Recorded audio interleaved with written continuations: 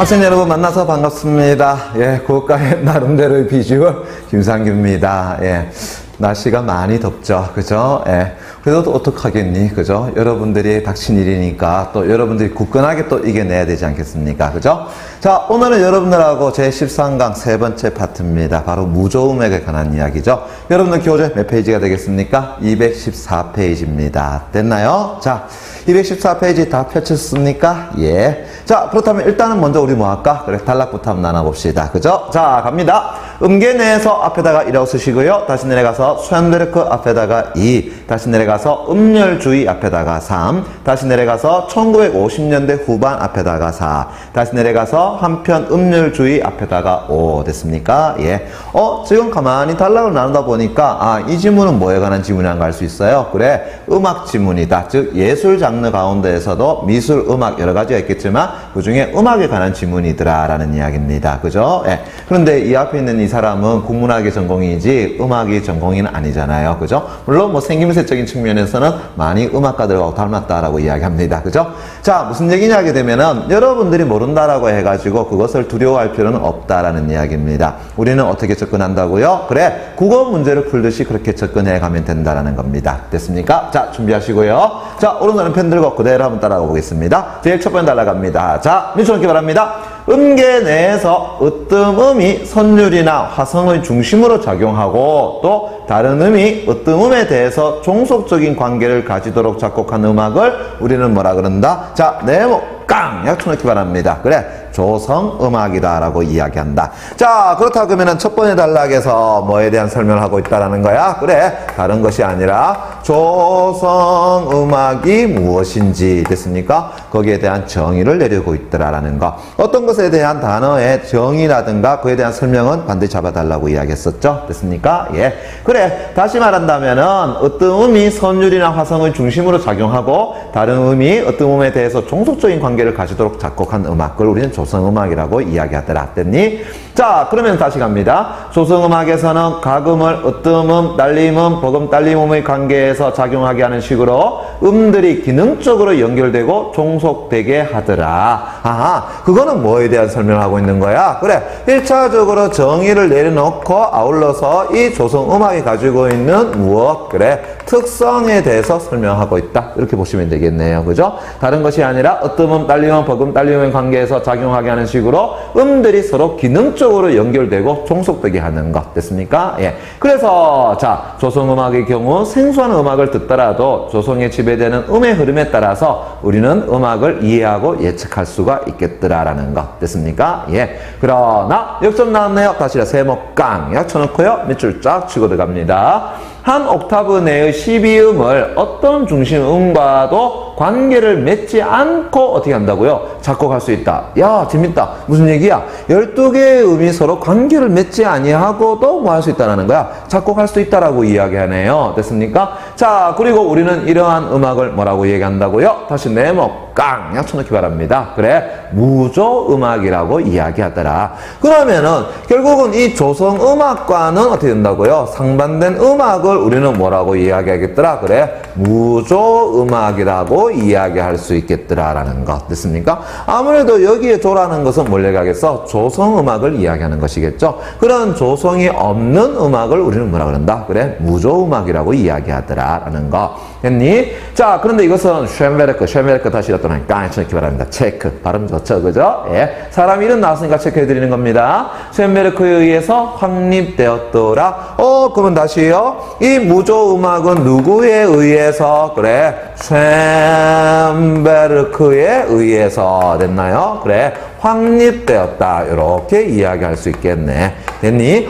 그럼 물어보자. 이제 뭐에 대한 설명을 해나가겠습니까? 바로 이 쇤베르크에 의해서 확립된 무조음악에 대한 설명은 어떻게 하겠어? 그래, 계속해서 나가겠죠. 그죠? 그렇다면 우리는 이 부분을 가지고 뭐라고 이야기할 수 있을까? 그래, 논제를 제시한 부분이다. 이렇게 얘기할 수 있겠네요. 그죠? 자, 그러면서 다시 한번요. 우리는 지금 첫 번째 단락을 어떻게 정리할 수 있을까? 그래, 조성음악에 대한 정의, 그리고 특성 특성. 자, 그러면서 그것과 반대되는 무조음악에 대한 정의와 그 다음에 쇤베르크가 이것을 뭐 했다? 확립했다라는 거. 요렇게 내용을 정리하면 간단하지 않겠느냐라는 겁니다. 그죠? 그리고 이후에 바로 쇤베르크가 무조음악을 어떻게 확립시켰느냐라는 거. 거기에 대해서 어떻게 설명하겠다라는 것도 여러분들 머릿속에서 추정하면 될 것이죠. 그죠? 오케이. 자, 그렇다면 이제 두 번째 날아가 보겠습니다. 자, 일어났네요. 쇤베르크는 자, 한 옥타브 안의 12개의 음에 동등한 자격을 부여함으로써 하나의 음에 다른 음들이 그래 종속되는 것을 막고자 했다. 왜 그러냐? 그래 각각의 음들은 전부 다 동등한 자격을 가지고 있으니까 어느 하나가 어느 하나에다가 종속될 수가 있어요? 없어요? 없다라는 이야기겠죠. 그죠? 예. 그래서 이것을 위해서 그는 12음 기법을 생각해냈더라. 아하, 두 번째. 자, 이 쇤베르크가 무조음악을 확립했다고 그랬는데 그 전에 무엇을? 그래, 12음법을 어떻게 해요? 그래, 먼저 만들어내놨더라라는 거죠. 됐습니까? 예, 12음 기법이라고 할까요? 그죠? 12음 기법을 어떻게 해요? 그래, 확립했더라라는 거. 됐니? 자, 그러면 다시요. 12음 기법의 기본 취지 몇 줄 쫙 쳐놓고요. 그러면은 이 12음 기법의 무엇은 그래 기본 취지는 도대체 무엇인가? 됐습니까? 예. 자, 철두철미 앞에다가 동그라미 1번 깡 쳐놔볼까요? 그래, 한번 살펴보자. 그래, 첫 번째 어떤 취지인데 보니까 자, 철두철미한 무조성을 위하여. 무조성이라는 건 뭘 얘기하는 거야? 저 앞에서 얘기했던 것처럼 중심음은 어떤 관계를 맺는다? 그래, 종속적 관계를 맺지 않는다는 것을 이야기하겠죠. 동등한 관계를 확립한다는 것이겠죠. 그죠? 그래서 철두철미한 무조성을 위하여 어떤 한 음도 다른 음들보다 강조되어서는 안 된다. 그래, 기본 취지는 첫 번째는 뭐가 된다고요? 그래, 어떤 한 음도 됐습니까? 예, 다른 음에 비해서 뭐가 되지 말아야 된다? 그래, 강조되지 어떻게 해요? 많아야 된다라는 것. 됐나? 그것이 일단은 첫 번째 취지라고 이야기할 수 있겠네. 됐나? 자, 그 다음에 다시 한 옥타브 안에 앞에다 다시 동그라미 2번 꽁 쳐놔볼까요? 그래, 그러면 기본 취지 몇 번째? 두 번째. 이렇게 얘기할 수 있겠네. 맞습니까? 예. 한 옥타브 안에 12개 달리 말해 흰 것만 7개와 검은 것만 5개. 맞습니까? 그 12개 모두가 완전히 동등하게 취급돼야 된다. 그럼 달리 말하면 12개 음이 어떻게 된다고요? 그래, 모두 다 동등하게 어떻게 된다고요? 그래, 취급이 되어야 된다라는 거. 그러면은 두 개를 가만히 살펴보니까 같은 의미잖아. 그죠? 이것이 바로 무엇이라고 할 수 있겠어? 12음 기법이 가지고 있는 기본 취지다라고 이야기할 수 있겠네요. 맞습니까? 예. 자, 그러면서 이제 계속 가보겠습니다. 그런데 다시요. 세모 깡 쳐놓고요. 역전 나왔네요. 그죠? 뭔 얘기일까? 좀 가볼게요.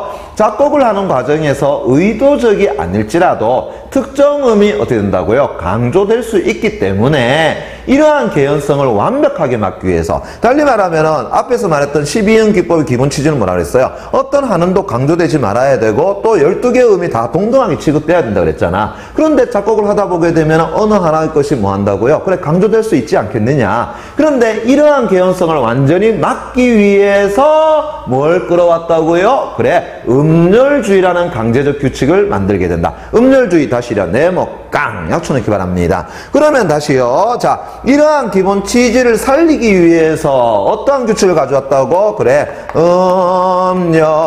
음열주의라는 규칙을 어떻게 해요? 가져왔더라라는 것. 됐습니까? 예. 그렇다 그러면 이제 두 번째 단락 다시 한번 정리하면 들어가 봅시다. 어떻게 된다고요? 그래, 쇤베르크에 의해서 무조음악이 어떻게 됐다? 확립되었다라고 첫 번째 단락에서 이야기했었죠? 그래서 이 쇤베르크는 무엇을? 그래, 12음 기법이라는 것을 만들어냈다. 그러면서 그것의 기본 취지는 한꺼번에 묶고 나면은 어떤 한 음도 강조되지 아니하고 12개 음은 전부 다 동등하게 취급돼야 된다라는 거죠. 그러나 자, 문제는 이렇게 하다 보면은 어쩔 수 없이 어떻게 된다고요? 어떤 한 음이 강조될 수도 있다라는 거야. 그래서 그것을 미연에 방지하기 위해서 뭘 끌어왔더라? 그래, 음열주의라는 하나의 그래 강제적 규칙을 만들게 되었다라는 거. 자, 그렇다 그러면은 이제 이후에 뭐에 대한 설명을 해나갈까? 그래, 음열주의에 대한 설명을 또 해나가겠죠. 됐습니까? 자, 그렇다 그러면 이제 세 번째 단락으로 우리가 넘어가 보자. 됐니? 예. 자, 음열주의는 자, 음열주의 다시려 네모 깡 약초넣기 바랍니다. 그래, 앞에서 음열주의라는 하나의 강제적 규칙을 만들어냈으니까 그에 대한 설명을 가져와야 되겠지? 그죠? 예. 그것이 세 번째 단락 나오는 거 아니겠나? 그래서 음열주의는 자, 미쳐볼까 봐요. 자, 12형 기법을 사용하기 위해 고안된 방법이다. 그래, 밑줄 짝. 됐습니까? 그러면서 어떤 건데요? 가보니까, 그래, 작곡가는 우선 12개의 음이 한 번씩 사용된 기본 음열을 만들어야 하고, 그런데, 다시 세목 단쳐놓고요. 밑줄까요? 기본 음열만 사용할 경우 음악이 단조로워지기 때문에, 자, 계속입니다. 기본 음열을 거꾸로 하는 역행 음열. 자, 역행 음열 다시라 네목 깡 쳐놓고요. 또 기본 음열을 뒤집는 것, 그걸 뭐라 그런다고요? 전위 음열. 전위 음열 다시라 네목 깡 쳐놓고요. 역행 음열을 뒤집는 그것을 뭐라 그런다고요? 역전위 음열이라 그러네. 역전위 음열 다시라 네목 깡 쳐놓고요. 이것 등 기본 음열에서 파생된 다양한 음열을 만들어 단조로움을 극복하면서도 완전한 무조음악을 만들 수 있더라라는 거. 야, 그러면 이제 세 번째 단락 다시 한번 정리해 갑시다. 세 번째 단락에서 우리는 뭐에 대해 설명하고 있더라? 그래, 음열주의에 대해서 설명을 하고 있는데, 음열주의는 간단하게 정의내리니까 이래 되잖아요. 12형 기법을 사용하기 위한 고안된 방법이라 그러겠단 말이야. 조금만 더 상세하게 보니까는 12개의 음이 한 번씩 사용되는 것이더라. 그래, 음열주의라는 것은 12개 음이 어떻게 된다고요? 그래, 한 번씩 그래 사용되는 것. 그래, 이것을 우리는 뭐라 그런다고요? 음열주의라고 이야기한다라는 거죠. 그런데 가만히 보니까 이런 음열주의 방식대로 한다면은 그래, 어떻게 되겠니? 단조롭게 그지 없더라라는 이야기야. 그죠? 그러면은 음열주의 방식을 선택했을 때의 단점이라고 할 수 있는 것이 바로 뭐라고 할 수 있겠니? 그래, 다른 것이 아니라 단조롭다라는 것이죠. 됐나? 그러면 우리는 음악을 들을 때 지루하지 않겠니? 그래서 이러한 단조로움을 없애기 위한, 달리 말하면 이러한 단점을 해결하기 위한 방식으로서 지금 세 가지를 내놨네요. 됐습니까? 예. 어떤 것이라고요? 보니까 첫 번째 이래 됐죠? 바로 단조로울 때 기본 음열을 거꾸로 하는 것, 그걸 뭐라 그랬더라? 역행 음열이라고 얘기했다. 역행 음열이라는 것이 있고요. 자, 또다시 어떻게 해놓는다고요? 기본 음열을 뒤집는 것을 우리는 뭐라 그런다? 그래, 전위 음열이라고 이야기했고요. 또 역행 음열을 뒤집는 것을 뭐라 그랬더라? 그래, 역전위 음열이라는 것이 있더라. 그러면 이러한 세 가지 방법은 무엇을, 그래, 소위 음열주의가 가지고 있는 단조로움을 극복하기 위한 방법이다라는 것이죠. 이제 이해되겠니? 예. 그래서 다시 맨 마지막 보세요. 기본 음열에서 파생된 다양한 음열을 만들어 단조로움을 극복하면서도 이제 완전한 무조음악을 만들 수 있다라는 거. 자, 그러면 이제 우리가 세 번째 단락 다시 한번 정리해 봅시다. 세 번째 단락은 일단은 음열주의에 대한 설명을 하고 있으면서 이런 음열주의가 가져다 주는 단점, 뭐라고 할 수 있게요? 그래, 단조롭다라는 거. 그러면서 이것을 통해서 뭐 할 수 있다? 이런 음열주의의 단점을 극복할 수 있다라는 거죠. 그러면은 이것들은 우리가 이런 음열주의의 단점을 극복할 수 있는 무엇으로 보겠다? 그래, 방법으로 보면은 되지 않겠느냐. 이것이 세 번째 단락의 핵심 내용 정리다라고 보시면 되겠죠. 이제 이해되시겠습니까? 예. 자, 그러면서 이제 네 번째 단락 가보겠습니다. 됐나요? 네 번째 단락에서는 뭐에 설명하고 있을까? 자, 1950년 후반부터 1960년까지. 자, 그거 전체적으로 묶어가지고 또 깐치 넣고 체크 됐습니까? 왜요? 시대 연도 나왔잖아요. 그죠? 시대 연도가 나오게 되면 항상 체크해 두셔야 돼요. 됐니? 오케이. 다시 갑니다. 1950년대 후반부터 1960년대까지는 바로 음열 음악의 시대로 불러도 좋을 만큼 음열 기법이 성행하였다. 그래, 이런 것들이 1950년대, 60년대 굉장히 성행했다는 것이죠. 그 후에 음의 높낮이뿐만 아니라 자, 다른 음악 요소들 예컨대 나왔네요. 예, 다들 깐쳐놓고요. 체크. 그럼 다른 음악 요소들 어떤 것이 있을까? 음길이라든가 샘여림이라든가 음색 등까지도 자, 열지어서 균등하게 사용한다. 그 밑줄 쫙 쳐놓기 바랍니다. 우리는 이런 것을 뭐라고 그런다고요? 총열주의라고 얘기하네요. 총열주의 다시 네모 깡약 쳐놓기 바랍니다. 그러면 이제 네 번째 단락에서는 이러한 음열주의를 조금 더 어떻게 해요? 확장해서 자, 무엇으로까지 이루어져 있다라는 걸 알 수 있어? 그래, 총열주의로까지 어떻게 해요? 확장되고 있다는 것을 알 수 있겠네. 그죠? 그러면 다시 말한다면은 자, 앞에 있는 이런 것에다가 이제 뭘 갖다 더 플러스 시킨다 그랬습니까? 가만히 살펴보니까는 여러 다른 음악 요소들 뭐 음길이라고 이야기할까? 이야기할까요? 그러면서 샘여림이라고도 이야기할까요? 그러면서 또 음색이라고 할까요? 이런 등등의 것을 어떻게 해요? 더 플러스 시킨단 말이야. 그래서 만들어 놓은 것을 뭐라 그런다고요? 총렬주의다라고 이야기한다는 거죠. 됐습니까? 예. 자, 이런 총렬주의 작곡 방법까지도 등장하게 된다. 그래서 총렬주의 음악의 기본 틀은 메시앙에서 비롯되었는데, 메시앙 탈 때는 깐쳐놓고요. 체크. 그래, 총렬주의는 대표적인 인물이 누가 된다고요? 그래, 메시앙이라는 인물이 되겠네요. 이제 이해되겠니? 오케이. 메시앙에서 비롯되었는데, 그는 하나의 음높이가 항상 같은 음가와 강세를 갖도록 어떻게 됐다? 작곡하였더라 라는 거. 그렇다면 네 번째 단락의 내용은 이제 우리가 어떻게 정리해 줄까? 그래, 이러한 음열주의를 확장시켜서 여기에다가 음길이라든가 샘여림이라든가 음색과 같은 여러 가지 음악적 요소를 갖다 집어넣어서 무엇을? 총열주의로까지 어떻게 해요? 만들어냈더라 라는 것. 됐습니까? 그리고 이러한 것은 전부 다 뭐에 해당된다고요? 그래, 무조음악에 해당되는 것들이다 라고 이야기할 수 있다는 것이죠. 이제 이해되겠니? 예. 자, 그러면서 이제 마지막 다섯 번째 단락 정리 한번 들어가 보겠습니다. 그죠? 예. 자, 한편 이제 앞서 말했던 음열주의라든가 총열주의 음악에 대한, 자, 미쳐볼까요?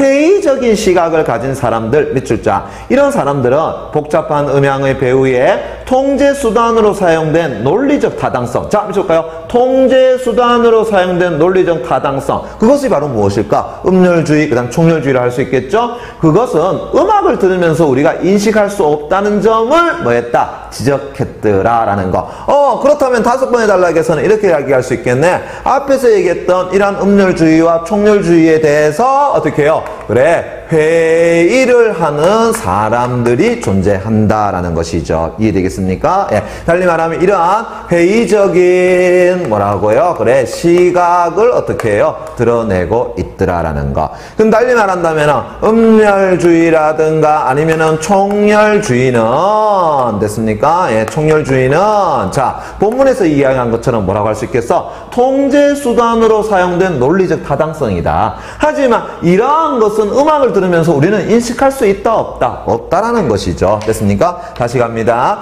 이러한 음열주의나 총열주의는 뭐라고 이야기할 수 있겠니? 그래, 통제 수단으로서의 맞습니까? 예, 이용된 맞나요? 그래, 사용된 뭐라고? 그래, 논리적인 타당성으로 본다면 됐습니까? 예, 이러한 것은 우리가 뭐 할 수 없다? 그래, 소위 말해서 인식할 수 없다라는 것 됐습니까? 예. 자, 이것이 바로 뭐라고요? 앞에 나왔던 음열주의와 총열주의에 대해서 어떻게 회의적인 시각을 가진 사람들의 주장이라는 것이죠. 됐습니까? 예. 자, 그럼 조금만 가볼게요. 그렇기 때문에 음열주의나 총열주의 음악의 악보 속에 들어있는 논리적, 지각적 측면에서는 어떻게요? 다시 갑니다. 총열주의 음악의 악보 속에 들어있는 논리는 어떻게 된다고요? 지각적 측면에서는 뭐라고요? 허구주의라고까지 이야기했다. 그럼 달리 말해 이러한 회의적인 시각을 가진 사람들은 이러한 것은 전부 다 뭐라고요? 그래, 허구라는 것이야. 됐습니까? 예. 이것이 바로 여기에 대해서 회의적인 시각을 가진 사람들의 생각이더라라는 거. 자, 그러면서 계속 가볼게요. 시간이 지나면서 음열음악은 점차 이해할 수 있으리라고 믿었던 기대는 이제 무너져갔고, 달리 말하면 더 이상 우리는 그것을 이해할 수 있었다? 아니, 이해할 수 없었다라는 것이죠. 그리고 이러한 회의적 시각은 더욱더 어떻게 됐다? 그래, 늘어갔더라라는 것. 이제 이해되시겠습니까? 예. 자, 그러면 다시 한번 가봅시다. 자, 감독님 이쪽으로요. 자, 제일 첫 번째 단락에서는 뭐에 대해 설명하고 있더라고요? 조성음악에 대한 설명을 하고 있고요. 그것과 상반되는 무조음악에 대해 설명했다. 이 무조음악은 쇤베르크에 의해서 확립되었다라고 이야기했습니다. 그러면서 뒤에 나올 내용을 미리 어떻게 얘기한 것이죠. 그죠?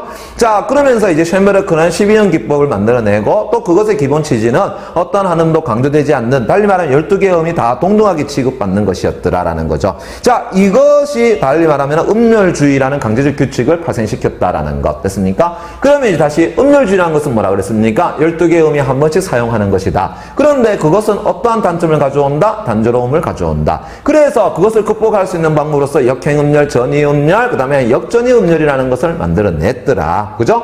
그러면서 이후에 이제 이것을 보다 더 확장시켜서 여기에다가 이제 여러 가지 음악적 요소를 갖다 집어넣어서 총열주의라는 것을 만들어냈더라라는 거죠. 하지만 이제 이러한 음열주의와 총열주의에 대해서 사람들은 회의적인 시각을 생각을 갖게 되더라라는 것이죠. 왜? 자, 이러한 것은 실질적으로 우리가 인식할 수 있느냐? 음악을 통해서 인식할 수 없다라는 것이죠. 그래서 그러한 논리는 하나의 무엇에 불과하다? 허구라는 것. 됐습니까? 그것이 맨 마지막 5번째 단락에서 말하고 싶었던 내용이라는 거죠. 이제 이해되시겠습니까? 예. 자, 그렇다 그러면 뒤에 우리 자 215페이지 문제 한번 가보도록 하겠습니다. 이렇게 여러분들이 정리하고 나면은 여러분들이 아무래도 문제 풀기가 굉장히 쉽다라는 것 아실 수 있을 겁니다. 자, 그럼 8번 문제 바로 가볼게요. 윗글의 내용과 일치하지 않는 것 그랬습니다. 내용과 일치하지 않는 것 밑줄 쫙 쳐놓고요. 뭐에 관한 문제라고요? 내용 일치 불일치에 관한 문제다라는 것 됐습니까? 자, 그러면 선택 질문 갑니다. 조성음악에서 조성음악은 어떻게 된다고요? 그래, 첫 번째 단락에서 나왔잖아. 그죠? 자, 어떤 음은 다른 음과 기능적으로 연결된다라고 이야기했다. 자, 그러면 여러분들 첫 번째 단락 조성음악에 대한 특징 잠깐 살펴볼게요. 두 번째 줄 보시면은 조성음악에서는 각 음을 으뜸음, 딸림음, 버금, 딸림음의 관계에서 작용하게 하는 식으로 음들이 기능적으로 연결되고 종속되게 된다라는 것 됐습니까? 그러니까 선택 질문에서 말한 것처럼 으뜸음은 다른 음과 기능적으로 연결된다라는 것 바로 확인되겠죠. 맞습니까? 자, 그 다음에 선택지 2번 갑니다. 12형 기법. 12형 기법은 어디 나옵니까? 그래, 두 번째 단락 나왔네요. 그죠? 자, 밑줄 볼까요? 하나의 음을 중심으로 해서 밑줄 쫙 쳐놓기 바랍니다. 하나의 음을 중심음으로 해서 한 옥타브 안에 모든 음이 한 번씩 나타난다. 이거는 12형 기법의 기본 취지하고 어긋난다라는 걸 알 수 있겠죠. 왜요? 12형 기법의 기본 취지는 뭐라 그랬어? 어떤 한 음도 강조되지 아니하고 12개의 음은 다 동등하게 취급된다 그랬다. 근데 지금 선택지에서 뭐라고 얘기했느냐 하게 되면은 하나의 음을 중심음으로 하여 라고 이야기하고 있잖아. 그렇다면 12개의 음이 다 동등하게 취급되는 것과는 맞지가 않는 것이 돼버리겠죠. 그렇다면 정답 몇 번? 2번이라는 거 바로 확인되겠네. 자, 나머지 3번, 4번 같이 연결시켜 볼게요. 음열주의와 총열주의는 모두 논리적 타당성을 기초로 음을 통제하려는 시도에서 나온 음악이더라. 그다음 선택 4번 같이 갈게요. 음열주의와 총열주의 음악은 음악을 들으면서 배우에 있는 논리를 인식할 수 없다는 비판을 받았다. 자, 카메라 감독님 잠시만요. 자, 그 내용 어디에 들어가 있습니까? 그래, 맨 마지막 5번째 단락에 나와 있죠. 그죠? 그래서 이러한 음열주의와 총열주의에 대해서 회의적인 시각을 가진 사람은 바로 통제수단으로 사용된 논리적 타당성, 그것을 어떻게 한다? 음악을 들으면서 우리는 인식할 수 없다라고 얘기했고요. 그에 대한 논리는 일종의 하나의 허구라고 이야기했다라는 거. 그러니까 선택 3번, 4번 내용이 다 맞아떨어진다는 걸 알 수 있겠죠. 자, 그럼 선택 5번 갑니다. 쇤베르크는 한 옥타브 안에 모든 음을 동등하게 취급하여 하나의 음에 다른 음들이 종속되지 않도록 했더라. 이게 바로 뭐가 있습니까? 바로 첫 번째 단락에서 말했던 무조 음악을 확립시킨 쇤베르크. 어떤 방법을 썼다 그랬지? 두 번째 단락에서 바로 12형 기법을 사용했다 그랬잖아. 그죠? 그래서 선택지 5번은 바로 12형 기법에 대한 설명이다라는 거 바로 확인되겠죠. 됐나? 오케이. 자, 그 다음에 9번 문제 가보겠습니다. 윗글을 읽고 보기에 대해서 보인 반응으로 적절하지 않은 것 그랬는데, 야, 보기 보니까 어때? 소위 말해서 뭔가 콩나물 좀 나옵니까?